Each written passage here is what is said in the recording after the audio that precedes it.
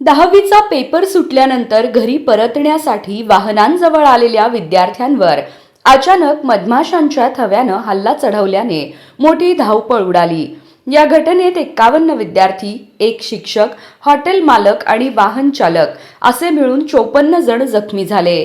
अचानक झालेल्या हल्ल्यामुळे विद्यार्थी, शिक्षक आणि नागरिक सैराभैरा पळू लागले। काही अंतरावर पळून गेल्यानंतरही मधमाशा दंश करत राहिल्याने परिसरात काही काळ हाहाकार माजला।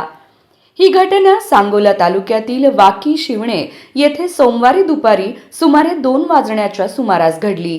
विद्या मंदिर हायस्कूल व ज्युनियर कॉलेज येथे 10वीच्या परीक्षेचे केंद्र होते। अचकदाणी, लक्ष्मीनगर, खवसपूर आणि परिसरातील विद्यार्थी पेपर देण्यासाठी येथे आले होते। परीक्षेनंतर विद्यार्थ्यांना घेऊन आलेली वाहने महूद सांगोला रस्त्यालगत झाडांच्या सावलीत उभी करण्यात आली होती। पेपर सुटल्यानंतर विद्यार्थी वाहनांकडे येत असतानाच झाडावरील मधमाशांच्या पोळ्यावर नारळाच्या झाडाची फांदी पडली आणि मधमाशा आक्रमक झाल्या। अचकदाणी प्रशालेतील 16 आणि लक्ष्मीनगर प्रशालेतील 35 विद्यार्थी जखमी झाले। तसेच कारंडे हे शिक्षक, एक हॉटेल मालक आणि वाहन चालक असलम मुलाणी हेही जखमी झाले। जखमींवर महूद येथील प्राथमिक आरोग्य केंद्र तसेच सांगोला व महूद येथील खासगी रुग्णालयात उपचार सुरू आहेत।